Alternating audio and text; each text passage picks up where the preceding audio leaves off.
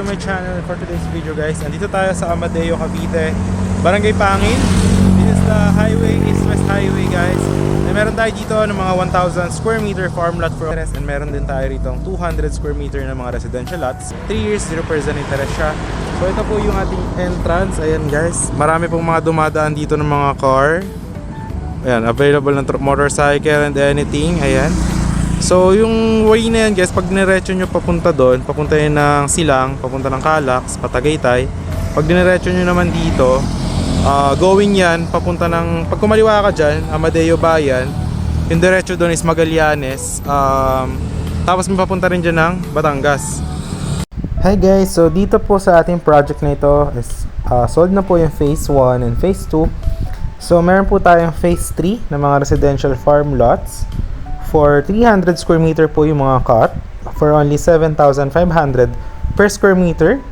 And free transfer of title po siya. Tapos pwede kayong maggawa ng inyong pangarap na house or pangarap na parang staycation, rest house. So depende po yan sa inyo. So dito po guys, yung from the highway, andyan po yung phase 1, tapos phase 2. Yung phase 3, andyan lang po, magkakaroon po tayo ng clubhouse. And then landscape na entrance. And yung mga commercial lots po, yung mga nakabili before is depende po if gusto nilang gawing cafe or business, depende po. So dito guys, andyan yung mga available natin sa may phase 3, mga 300 square meter po na residential farm lots. May corner lot, no? May inner lots. Ayan. So limited lots available lamang po. Ang maganda dito is that malamig po yung weather and very accessible from Calax if you are from Manila, no? Dahil ito pong ating east-west road is kino-connect niya yung Silang, Amadeo, Mendez, Indang, Magallanes going to Nasugbu, Batangas. So this one will be one of the most busiest highway dito po sa Cavite. So ito po guys, undergoing construction po yung ating project. And dyan po yung phase 3. Ano may mga available po natin na 300 square meter ng mga inner lot and corner lots, no? Ng mga residential farm lot. So, ayan po, as you can see guys, malaki po yung ating project and dalawang highway lamang siya.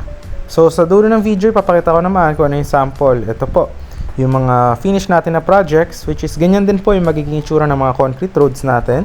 So, mga 8 meters and 10 meters po yung wide ng ating mga concrete roads para to accommodate yung mga owners po natin. With drainages po yan, lines for electricity and water.